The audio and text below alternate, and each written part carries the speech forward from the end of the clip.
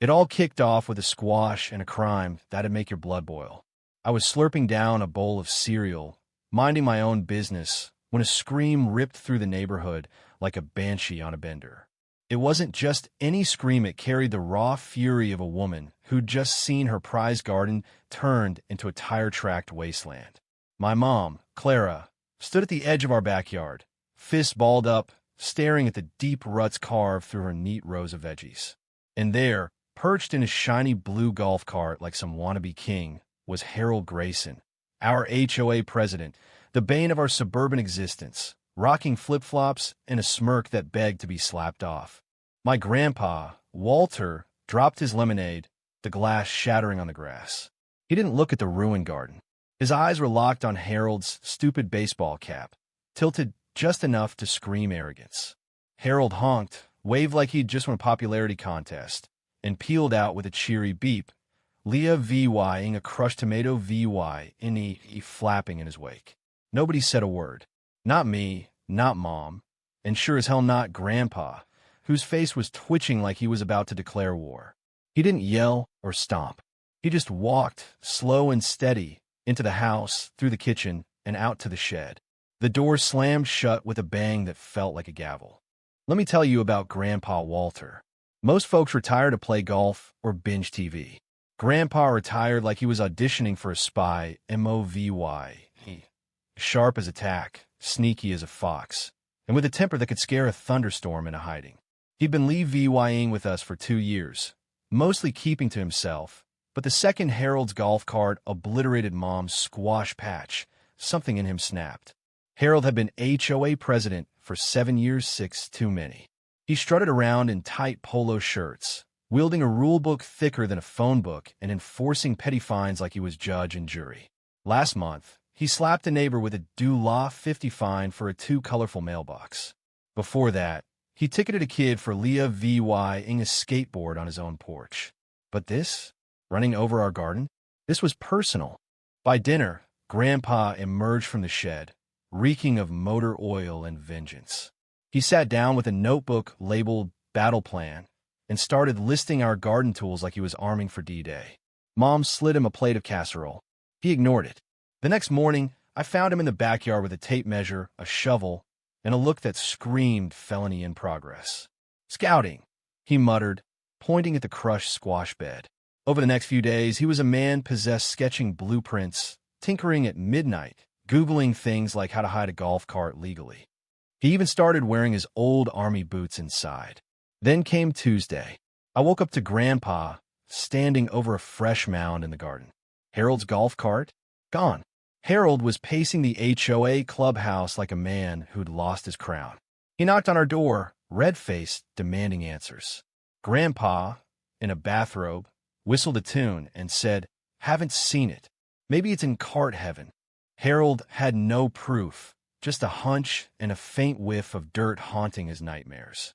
Flyers went up, offering a reward for the cart's return, but our backyard mound stayed untouched, a silent middle finger where the squash used to grow.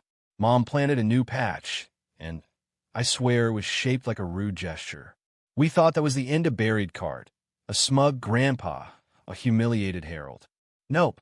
2 days later, an envelope arrived, gold-trimmed and dripping with legal jargon.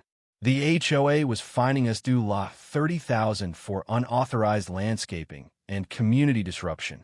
Grandpa read it twice, then torched it with a lighter and a grin. "They want to fight?" he said, cracking his knuckles. "Let's give him one." Our garden turned into a war zone, our shed a command center. Grandpa was up before dawn, decked out in his old army jacket, muttering about perimeter defense.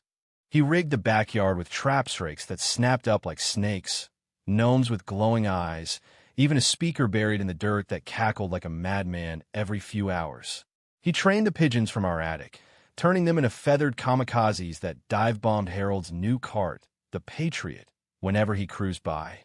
One bird nailed his cap with precision. Harold swerved, flattened a mailbox, and screamed about a VY in terrorism.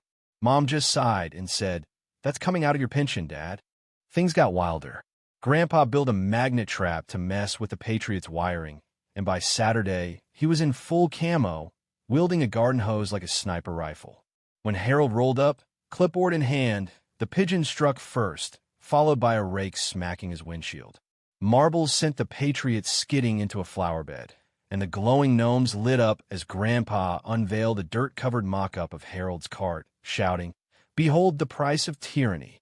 Neighbors filmed it all, and Harold fled, his cart caked in pigeon droppings.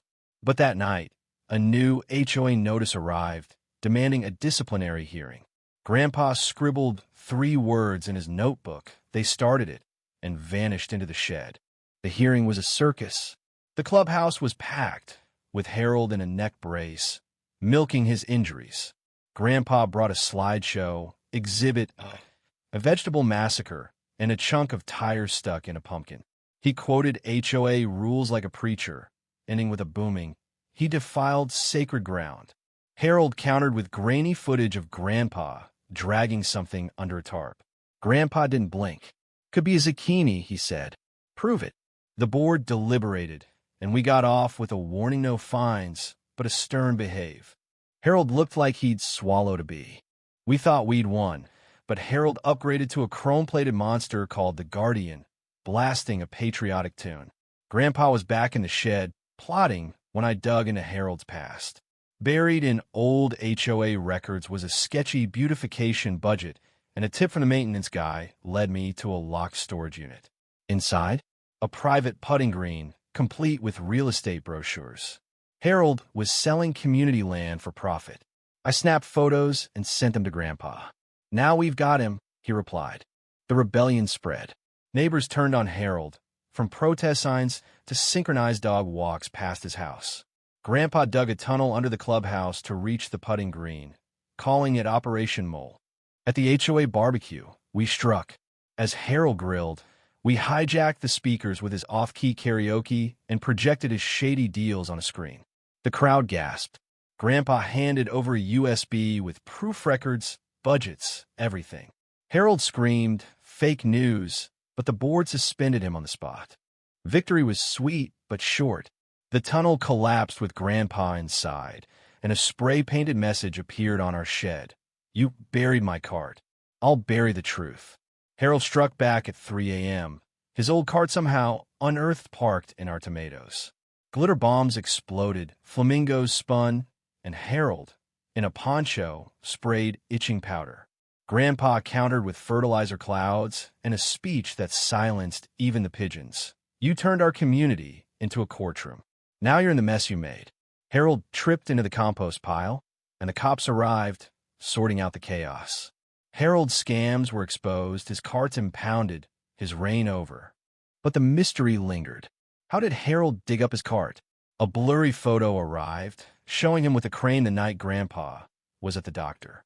The final twist came when Grandpa unearthed a time capsule, revealing Harold's dad was an original resident. This wasn't just power, it was legacy. At the next HOA meeting, Grandpa laid it all bare, dropping the crane photo like a bomb. Harold was banned for good, the neighborhood freed. We rebuilt. Potlucks returned, and the clubhouse hosted birthday parties. Grandpa swore he was done, but his shovel stayed by the shed, just in case. The flamingo fight went viral, and Grandpa became a legend.